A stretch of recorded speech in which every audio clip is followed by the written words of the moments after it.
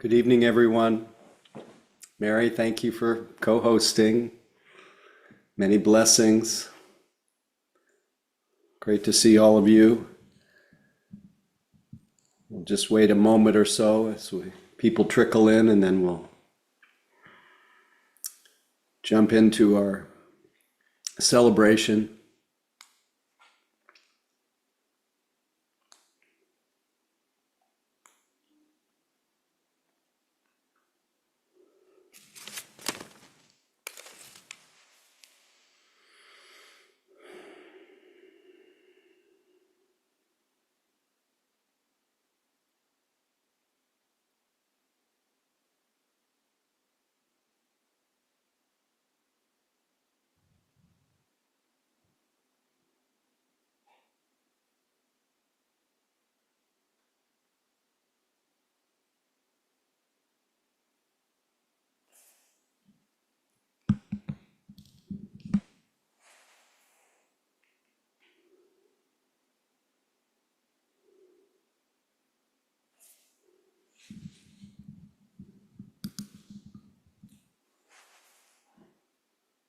Okay, once again, good evening. Welcome to Mission Dharma.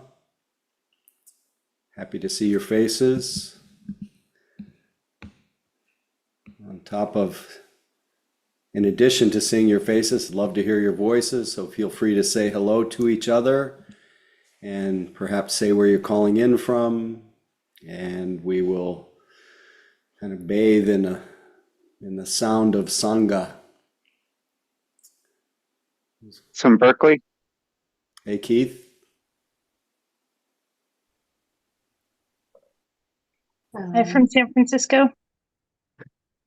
From Regina, Maureen. Hello, Maureen. Hi from Burlingame. Hey, David. I heard Stephanie too before from City. San Susan Rafael. from Berkeley. San Rafael. I'm in San Francisco. Thank you all for Mark. being there. Mary Hi from from Santa Maryland. Barbara. So many. Susan from Berkeley again. Hi, Susan. Glad you spoke twice. Mary from Santa Barbara again. Hi, Mary, and hi, Margot. I saw the wave. Katie from San Francisco. And two Margos, competing Margos. One of them is spelled wrong. Just kidding. Just kidding. Victor from San Francisco. Hello, Victor. Welcome. Thank you. I'm Danielle from San Francisco. Hello, Danielle. Nina Mary. from Hey, Paul. Hi, Nina. Hi, Paul. Paul from Boulder. Welcome. Well, oh, Paul from Boulder. We got two Pauls. Excellent. Miriam from Scottsdale. Hi, Miriam. Great to Shelley have from Scottsdale. Mesa, Arizona. Where's Mesa? Arizona. No, There's but, Scottsdale. oh, it was Shelley. Shelley. No, I know where Mesa is. I just was looking for you on the screen. Anyway, glad you're here. Lisa from San Francisco. I didn't hear the name, but I heard the San Francisco. Anyway, glad to see all of you. I mentioned to the few people who were here when we first came on. Let's see, maybe we should mute everyone. We can. I said that we would wait a few moments before we begin our celebration. Because to me, Tuesday night, gathering in this way is a celebration. One of the, maybe not one of the few places, one of the places where we can point to the good news that is always available. And this is not in any way to deny the pain of what happens every day in our minds, in our world, but that in the midst of all of this, there is available to every human being. And that is one, it's a natural peace, and two, it's liberation, it's freedom. And it's such good news to know you don't have to travel far for it. It is your own natural state. And So Tuesday night is a celebration of that natural state of lucidity, of being aware, and the healing power, the liberating power of just waking up to who we are, where we are, what we are. And that is, could be put in many words, but more valuable to just experience that simple experience of being aware. And in order to do that, each week we come together with the support of each other and we hold each other up. And we use some methods, mostly methods that help to orient ourselves to real time. And the most obvious and best way to orient ourselves to real time is to feel our bodies, which are only and always now. They're not of the past or the imagined future. They're just here. They're just you. The body's expression of your nature. So we feel our bodies and we notice what that feeling is. And in the noticing, we begin to connect with the primordial part of our nature, which is just aware. And even though we use our senses, use our bodies, it's all reflecting back or pointing back to that inexhaustible abundance that is our state of being aware. It has no color, no shape. It has no height or depth. There's no inside or outside. It's all embracing this experience of being aware. So it's free, it's open, and it's you, your deepest nature.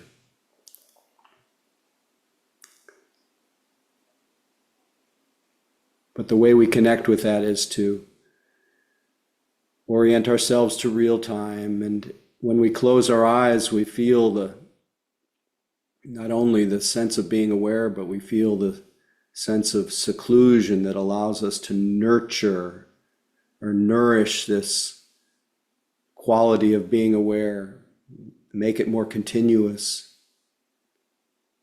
knowing that our minds are so conditioned to be lost in our imagination, lost in thought. So we anchor our attention to the body that's here. And even that begins to point us back to that natural quiet of simply being aware. And we say that we quieted our minds, but we simply realize the natural quietness. We say we quieted our bodies, but our bodies, when aligned with being aware, they naturally become quiet. We don't have to quiet them. Our mind naturally begins to empty of its usual preoccupations. And we can then enjoy just the experience of sitting, enjoy the experience of breathing. Maybe just to get used to it, taking a few intentional breaths, but otherwise just letting the body breathe and enjoying the body's experience of breathing. It's a quite natural process that doesn't really need any help.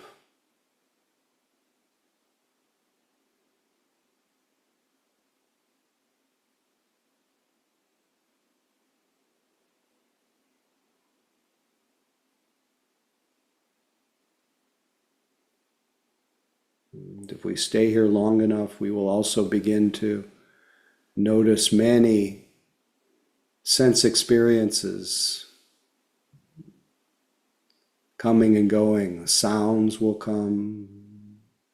We let them remind us of our love of being aware, whatever we're aware of. Thoughts will come, and we let even thoughts remind us of our love of noticing the thinking mind. Moods will come, and we even let our moods remind us of our love of the changing weather, both inner and outer. Other sensations, aching, burning, stabbing, itching, everything reminding us of our love of being aware and being here. Letting the stream of distress melt into this great openness of being aware. Just this moment, just this body, just this breath, just this being aware.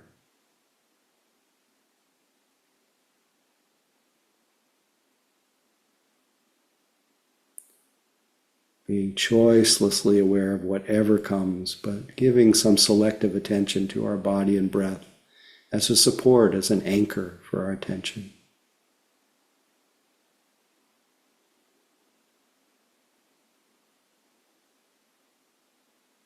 With a soft mind, yet alert, a gentle attention, yet precise. All in the service of waking us up to this uncaused, natural state of being aware. Just this moment.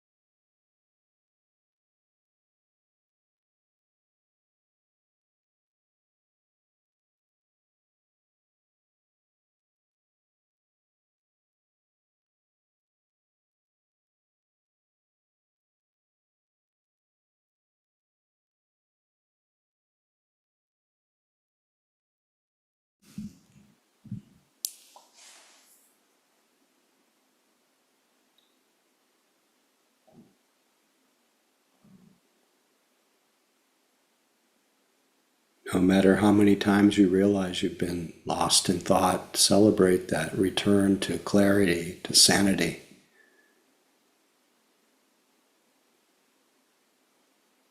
Return to that state of being aware, supported by the body and breath.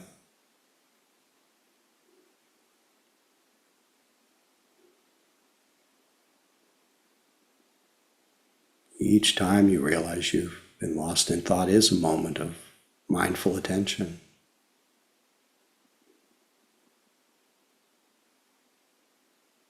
Just this moment, just being aware. Just this breath, or whatever's predominant.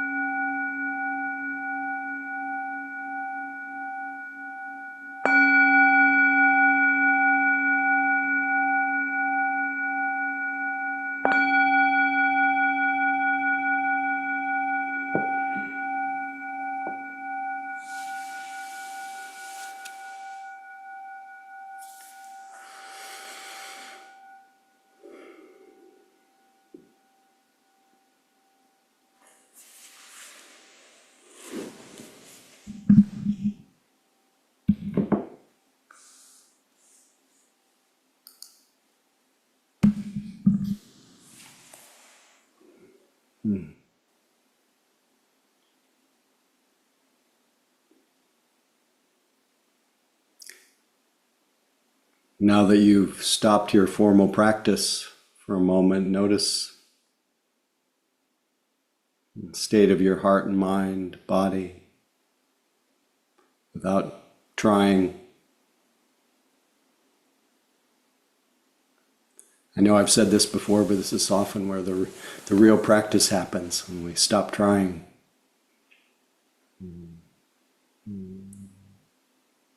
See that we're naturally aware.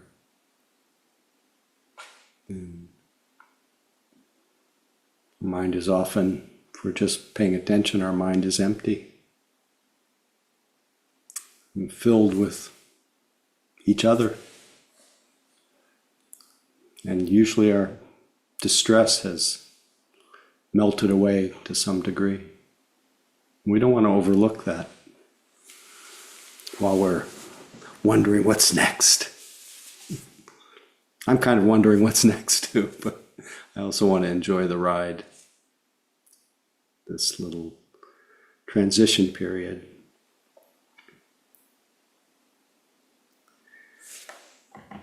Wondering if you have any comments or questions, descriptions, anything came up during the sitting. I'm always curious what's going on with you.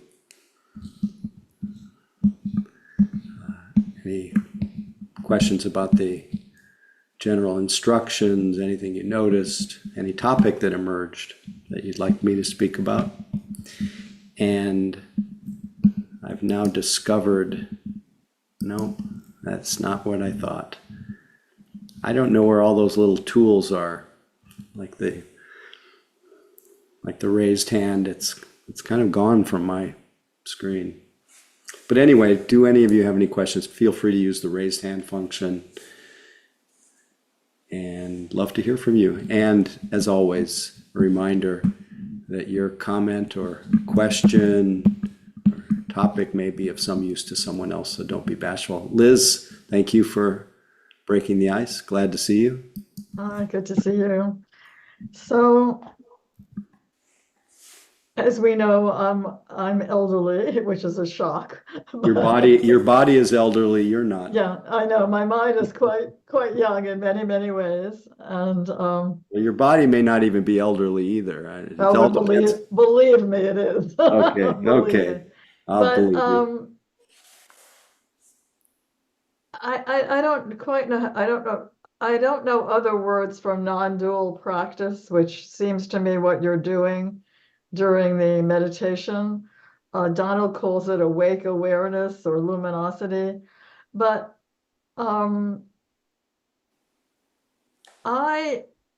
we talked about this a couple of weeks ago about the two truths, when I was very glad to discover them again because I'd forgotten them for at least 15 years. And I'm reading a book, a very interesting book that you probably know well, by Seeing That Freeze by Rob Burbea. Yes. And I have to laugh about how he says sometimes it's okay to acknowledge the self. And I really got to laugh at that. And seriously, makes me laugh hilariously. The self's pretty darn important. And I keep quoting Wes Nisker's mantra, which was probably everybody's bored by, but it's thrilling to me, which I discovered last year. You are not your fault, but you are your responsibility, which is, wow, fantastic. So while I enjoy forgetting about myself for a while, and of course that deepens something when one does, it has an effect.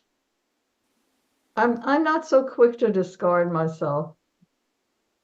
That's the place I make decisions. That's the place where I can see my growth.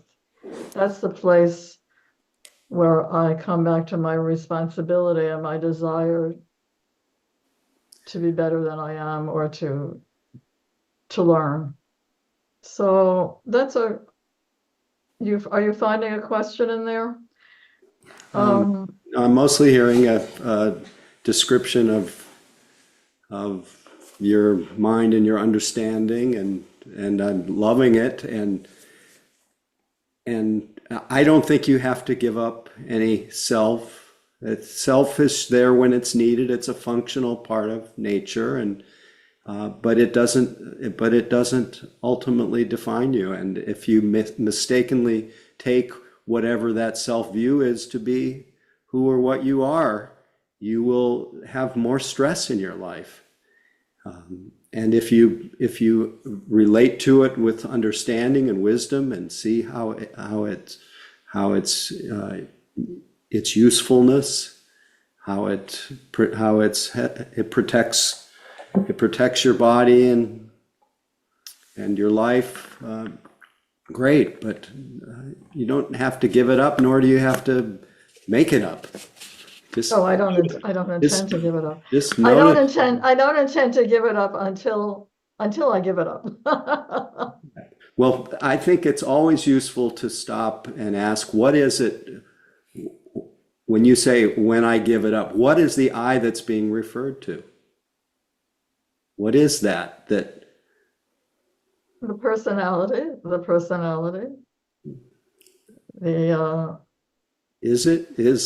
When you refer to I, what are you referring to? My conditioned self. And what is that? Many things. Time, in real time, what is that? That's really what, and to understand that, then it can be utilized or released or. Anyway, I've lost you, Liz. Oh, there you are. The place where I make choices. Well, something makes choices, and you call it I. Yes. And just for easy sake. Yes. And see, for language, for communication's sake. Yes. But if you rest in that, whatever that place is that makes decisions, it's no different than what you call, using your language, the non-dual. It's the same thing. It's not two things, really. The two things is the way we talk about it, the two truths, the relative and the absolute, the conventional and the ultimate. But there really aren't two things. And there's just nature.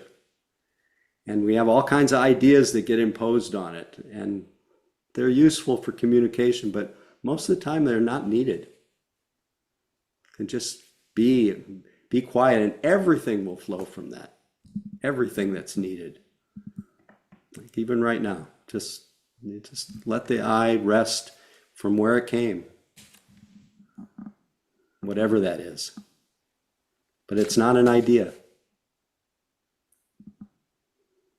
Anyway, I'm glad you spoke up, though, and I'm always happy to see you. Well, it's a continuing exploration. Thank you. Yes, it is. Thank you. John, please feel free.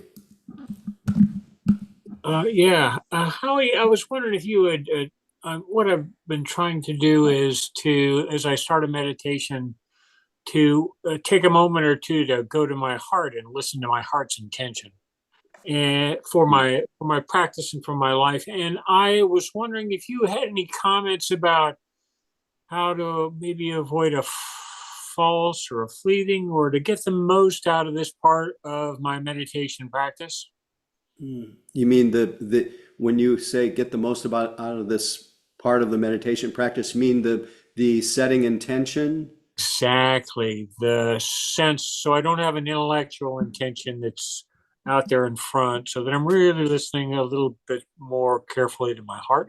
In some ways, it's the same as I'm saying to Liz. The heart-mind is the same thing, and it's just being quiet and listening. And and it's a beautiful thing to listen to what is the intention, what is the engine that's driving this, the fact that you're here and that you're practicing.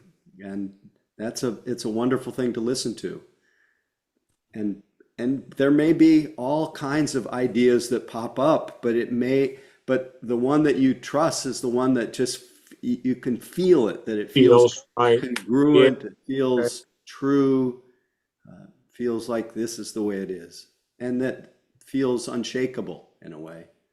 And any other kind of idea that there, where there's doubt, it's probably, like you say, it's probably just a intellectual or cerebral, but it doesn't matter. It's okay. Just the fact that the mind is inclining toward, as much as possible, toward wholesome intentions it's literally the liberated nature calling you home. You know, it's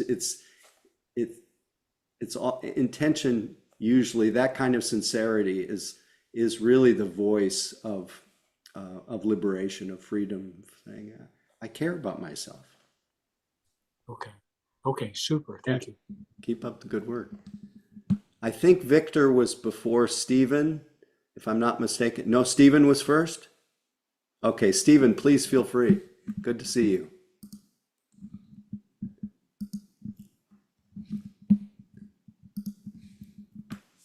You have to unmute. I haven't heard anything. Can you hear me now? Now I can. Can you hear me? Okay. Yeah. My question is about Can you hear me? I can. Okay. My question is about ruminating. I find myself ruminating about two people's approval. One is my nephew, and the other one is a retired superintendent, a retired superintendent. And I find that I can't get it out of my head. But if it wasn't for that, it would be something else. And I would like to change my perception on how I look at things and see if I can see it a different way. Well, if you can be aware that there's ruminating, then you can stop it. So you have to make the choice to, like you say, you want to turn it into something useful or valuable, or I forgot the words you used, but I would just immediately turn that rumination is about nothing. And it's offloading your sense of worth, giving other people the power to define it. So you want to immediately take it back. You want to come back into your body, into your heart. You want to just turn it into the reminder to love just what's here, love yourself as you are, independent of what anybody thinks or says about you. And I agree, but how do you do that? How do you do that? It takes being aware of the moment that there becomes awareness of ruminating.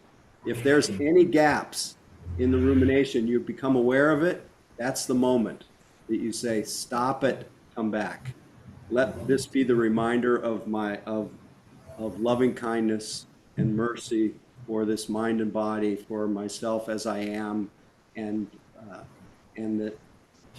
other people's opinions of me are none of my business. Whatever it is that will help you cut it on the spot. Fierceness, because fierceness about cutting it off, all the love in your heart about embracing yourself as you are. But if you can, because what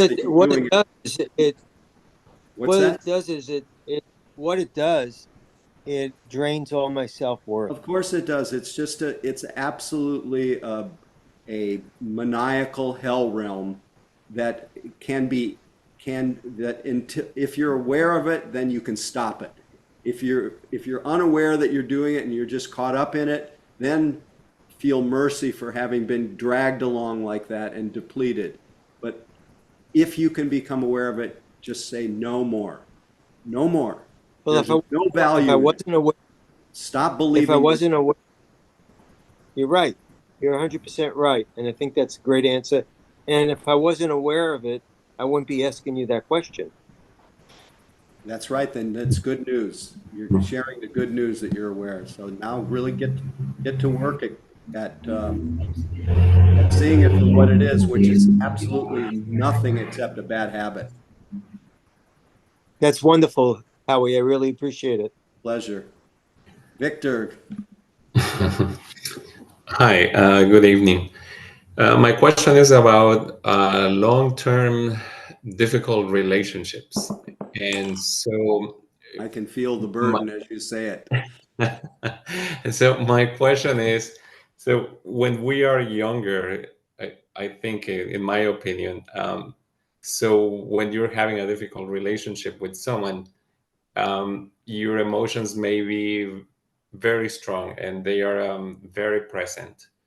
And I think as time goes by, the emotions are still felt, but not to the same intensity. Well So said.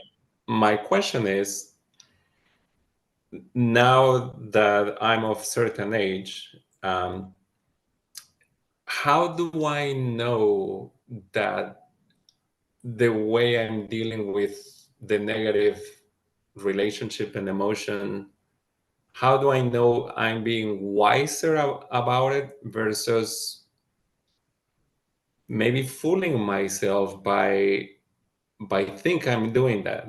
I think Where's more the question? Where's the question come from? What's happening that's giving rise to that doubt in your mind? I guess the question is, how do I know when I'm truly dealing with negative emotions in a positive way versus thinking I'm doing that, but in reality, a resentment may still be present? So, I mean, I love our sessions and I love meditation and I know I'm calm and everything, but I mean, a part of everyday life is to have bad experiences. Yeah, And so my question is, am I wiser or am I fooling myself? Yeah, I think only you can be the authority on that. And I think you have to learn to trust awareness and trust that generally, if you're suffering less, you're probably dealing with things okay. But if you trust awareness and you grow in awareness, you'll be able to start to discern where you may be emotionally bypassing or stuffing something. Versus just navigating the internal weather. As long as you, in general, welcome whatever feelings come and you can feel them and not just think about them, then you're on a track of letting go. You're on a track of freedom, of opening the heart. Maybe I'm just worrying too much, and I guess I want to make sure that I'm truly wiser I would about just it. love the intention to meet your life wisely, but then try not to get caught up in the worry and the doubt. Just to notice it. Oh, there's the worrying mind. That's all. Worrying is like this. Here we are. Yeah. You know, our identity wants to make everything into a project. Give yourself a break. Just be with your moment to moment experience, and all the wisdom and love that's needed will emerge naturally from that. We actually occlude or block our natural wisdom when we're too busy trying to get it right. So do your best and then let go. Yeah. Thank you though, Victor. You're not alone with those kinds of questions. Okay, thanks for the sharing of your predicaments, your what you're paying attention to, what you're dealing with, because I know you speak for many people, and whoever it was that spoke, I can certainly relate to everything anyone spoke about. We'll just give a little pause just to transition from the conversation to a few stray thoughts that I wanted to share from at least what I was reflecting on this afternoon. I had this little passage from the poet Rumi that just wouldn't leave my mind. And it's a line from a longer poem. It's one that you've probably heard before, but it's, "Why do you stay in prison when the door is so wide open?" Why do you stay in prison? And you could even do a search on the internet, and this one line has been teased out of this longer poem. And often the rest of the poem isn't even included, but I'll share the whole poem later, but this one line in the poem where it says, "Why do you stay in prison when the door is so wide open?" It's followed by the line, step out of the tangle of fear thinking. So that speaks to some of the questions that came up. Step out of the tangle of fear thinking, flow down and down and down in ever widening rings of being. Because the prison of our imagination, the prison of our views of ourselves, the prison of our thinking mind is it's not necessary that we live in that prison, that we stay in that prison, because in fact, and why I talked about it at the beginning of the evening, why Tuesday night is one place in our lives where we can recover and experience the good news, is freedom is present, and the door is wide open. Every moment that our mind steps out of the tangle of fear thinking, and even for a moment lives in silence, there is room, there's space, there's freedom. We're not bound in the past or the future. Where is it now? So why do we stay in prison when the door is so wide open? I think it's a habit. It's just the habit of misidentifying ourselves as that stream of distress that plays in our mind, and relating from those thoughts, believing those thoughts, rather than relating to them as just the mental activity, one of the 6 sense experiences. And that even in the midst of whatever stream of distress there is, space is there. It's open and it's inviting and it's really, really comfortable. But most of us are actually busy, absorbed in something else, focused on something else, believing that whatever it is that's playing through our mind is reality, when it's just an imaginary prison, which vanishes the moment that we wake up to where we are. Where is it now? Where is this prison of our mind right now? If it's not permanent, it's not you. It is just it's a trance. It's a belief system, and a trance and a belief system are not ourselves. They are marked by anatta, not self. It's just an appearance.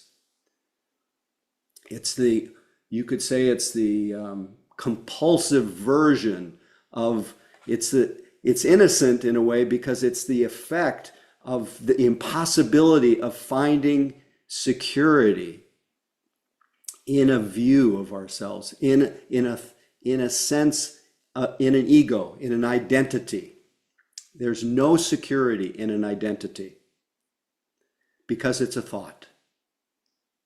And that thought, when it's seen as, oh, there's the identity view, great, it's another thought.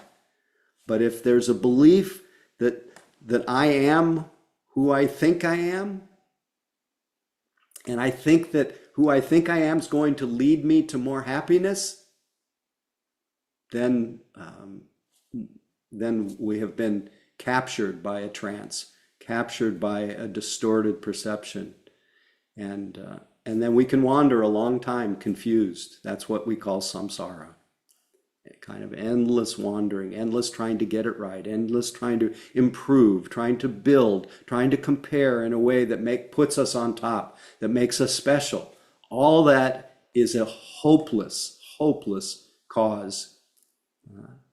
And we are literally a split second, a half breath away from stepping out of the whole game of trying to be okay and recovering the natural okayness of just being conscious, being aware. And then hopefully relating to all those old habits of mind with mercy and compassion. I often think of the simple pointing out instruction from the Tibetan teacher Dujum Rinpoche, who says, isn't it true? He starts by saying, isn't it true? And so not saying, believe me, he's saying, isn't it true? And it's really an invitation to check it out. Isn't it true that after your last thought of yourself has ceased and before the next one arises, is there not a vivid clarity without anything in particular to see? It says, ho, after that ho, which means how amazing. This is awareness. And if you stay in this awareness, this being aware, you get used to it, you stabilize a little bit, you discover that it is without any, it's so utterly natural. It is bound in no way whatsoever. It is just so unfurled. It's so open. In fact, that in that same Tibetan tradition, they say its essence is completely open and empty. And its nature is clear, like the sky. Clear. And that clarity manifests as bright awareness, as being aware. And its nature, its expression is this, what they talk about as unconfined capacity. Everything flows from this kind of openness. And it's your own mind. There's no higher mountain to climb anywhere else for any of us than waking up to our own mind, but we're mostly busy looking for something else. And this is why we spend so much time trying to train our minds, orient our minds to recognize, to be aware of this natural freedom that lives in us, as us.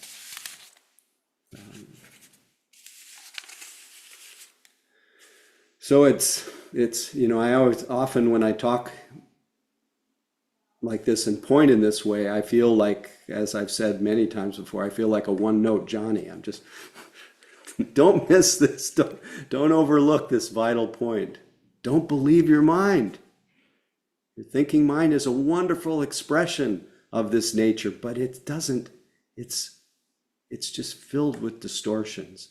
The biggest distortion thinking that it's actually you. A thought of yourself is not yourself.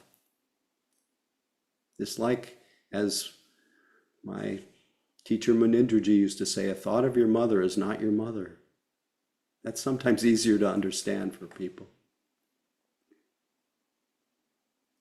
And yet I'm super happy that I can think about my mother. I just was with her a few weeks ago for her 98th birthday. I spoke of my aunt last week. Our meeting was on my aunt's 98th, what would have been her 98th birthday, but she died. But my mom is still alive, losing her eyesight, but still full of life and interest. It's amazing that she's still curious and still wants to do everything. And she has a bigger social life than I'll ever have, or maybe ever want to have, but it's a beautiful thing for her. So I'm happy to be able to think of her and talk about her, but a thought of her is not her. And the same is true about ourselves. A thought of ourself is not ourselves. So to be able to make that shift from just being carried along, believing the thoughts of Stephen, the thoughts of your nephew, or whoever it is that you were thinking about, to be able to see that as the thought of these people is not them. It's just my reactive mind, the mind that's looking for validation. That's just the thinking mind. And all of that noticed can keep reminding us of of the one, what Ajahn Chah, Jack Cornfield's teacher, called the one who knows in us, what he called Buddha, the one who knows. That state of being lucidly aware, which is the primordial nature that lives in us as us. Of course, to know whether this is true or this is so, we're invited to orient ourselves, to get used to being here, to not just get caught up in what we are aware of. That's very important, to learn about what we're aware of, to learn what's happening when we hear, when we smell, when we taste, when we feel, when we think, to know what it is that's happening in these six sense doors. But not just leave it at that, to not overlook the fact that without this being aware, we wouldn't be able to, all of these expressions of awareness, these sense experiences would just be unavailable to us. And so the heart of the matter, the heart where we go to find our intentions, where we go to discover wisdom, where we go to discover luminosity, discover the sense of freedom, is none other than the very consciousness through which we're perceiving. This is the sacred happiness that's without sorrow, because it has no limits. It's unbound. And to know whether that's so, check it out. Check it out after the last thought has ceased and before the next one comes. Check out this vivid clarity. Check out what happens after a moment of that vivid clarity. Notice how a thought arises. Notice how, if that thought is noticed of my nephew or my mom or if that thought is noticed, it's just a beautiful expression of awareness. What a blessing. But if it goes unnoticed, this is why we practice being mindful. If it goes unnoticed, as Dujum says, it spreads out into ordinary thinking. We get lost in what he calls the chain of delusion. And then we're just carried along by that stream of distress. That's why the moment you wake up to what your mind is doing, just be so thankful, be so merciful for how conditioned we are to get pulled into that whirlpool of confusion, of misidentification with our thoughts. Be joyous about the fact that you are liberated each time you wake up to where you are. There really is, I keep saying it over and over, there is no greater liberation than being awake to what you're experiencing. If we're looking for some greater liberation, you're overlooking the real vital point. That's why in that same Tibetan tradition, they say, recognize the sacred happiness, which is sorrowless, and don't ever overlook this vital point. That sacred happiness is that primordial fact that you are aware here.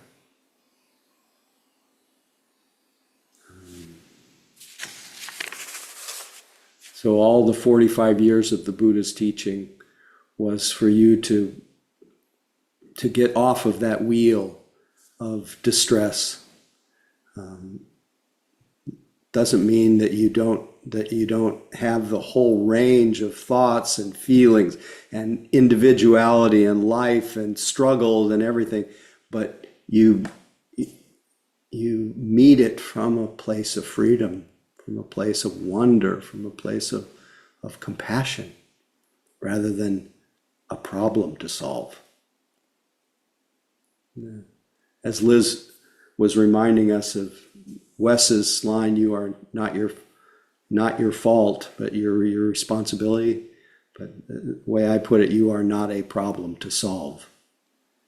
And our whole story is, I need fixing. We don't need fixing. We just need to remember what's always already available to us. And that's why we painstakingly, gently, persistently keep waking up to where we are, what we're doing, until our default is just to stay where we are and be as we are, and not stray away from ourselves as much.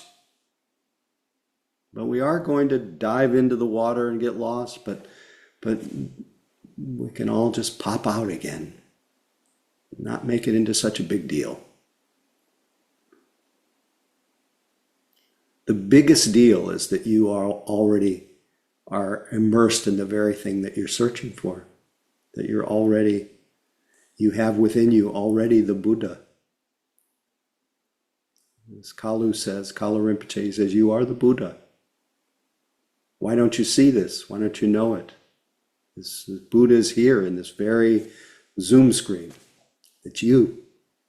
Why don't you see it? Because there's the veil, there's a habit, such as the belief that you're not the Buddha. The belief that you're this person who's a problem to solve. If you can't dissolve that right on the spot, then it has to be dissolved gradually. But if you have one glimpse, he says, you can always refer to that ever-present wakefulness and clarity. One glimpse. So check it out again after the last thought has ceased and before the next arises. Is there not a vivid clarity? Without anything in particular to see. Oh, this is awareness. And this awareness has no limits. It has no height or depth or color or form or inside or outside. It's not bound in any way. How boundless and free is the sky of awareness in the teachings. How sweet the full moon of wisdom. As Hakuin Zenji says, it's truly, is anything missing now? This very body is the Buddha, this very place, the lotus land.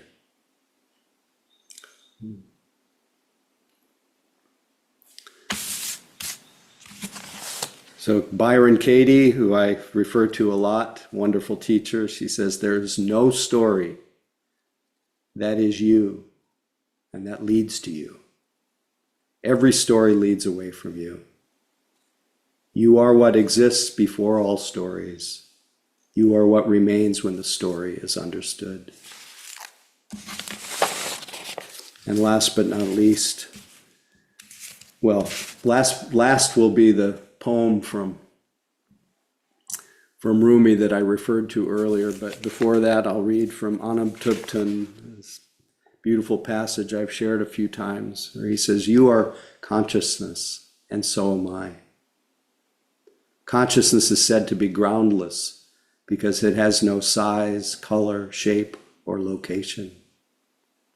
Some people think that consciousness is living in us. However, such a view is limited in scope since this consciousness is all-pervading. We live in it. We are it. It enjoys eternal play. Now and then consciousness forgets that its play is its own manifestation. It gets lost in believing that it is separate from itself. That forgetfulness is the fundamental delusion that gives birth to all troubles, problems, struggles in unending chain reactions. Since consciousness itself is not separate from enlightenment, consciousness being aware of itself can happen suddenly and break the chain created by our forgetfulness. That's my hope, is that that chain is broken now, not tomorrow, but right now after your last thought has ceased and before the next one comes. Just that simple moment of being conscious. So from Rumi. And I love that in this poem, he alludes to the important element of coming out of the tangle of fear thinking. And it's that the fruit is implied in the title of the poem, which is called The Community of Spirit. A community of spirit. There is a community of the spirit. Join it and feel the delight of walking in the noisy street and being the noise. Drink all your passion and be a disgrace. Close both eyes to see with the other eye. Open your hands if you want to be held. Sit down in this circle. Quit acting like a wolf and feel the shepherd's love filling you. At night, your beloved wanders. Don't accept consolations. Close your mouth against food. Taste the lover's mouth in yours. You moan, she left me, he left me. 20 more will come. Be empty of worrying. Think of who created thought. Why do you stay in prison when the door is so wide open? Move outside the tangle of fear thinking. Live in silence. Flow down and down in always widening rings of being. So let's just rest in that wide, sky-like nature of our hearts.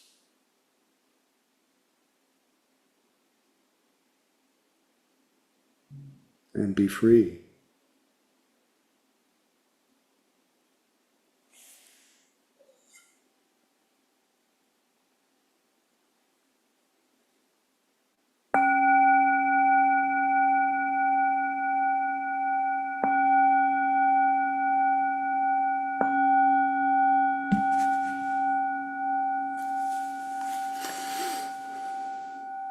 Anyway, thanks for listening. Mary, take it away if you don't mind. Please stay with us so that we have some special announcements. Thank you, Howie. So on not this Saturday, the Saturday afterwards, Howie's going to be having an online half-day retreat called Spread the Love. What a beautiful sentiment. So we would love for everyone to join us. This is not restricted by location, so it's going to be all online, and registration information is in the chat. And then in person at Spirit Rock, we'll have a 6-night retreat at the end of July with Howie and a cast of wonderful San Francisco teachers, as well as your Sangha. It's all about getting our Sanghas together. So would love to see you there. And then finally, just a word about Donna. You know, Donna is just such a beautiful expression of our gratitude and our caring and appreciation for what's being offered, and the giving that Howie does week after week. So anyway, you can offer Donna via Venmo, PayPal, other means, etc. So we very much appreciate your support, and thank you in advance. Thank you. And back to you, Howie. Thank you, Mary, and love being with all of you tonight, and want to invite you all to say goodnight to each other as usual, and hope to see you next Saturday. We'll sit and walk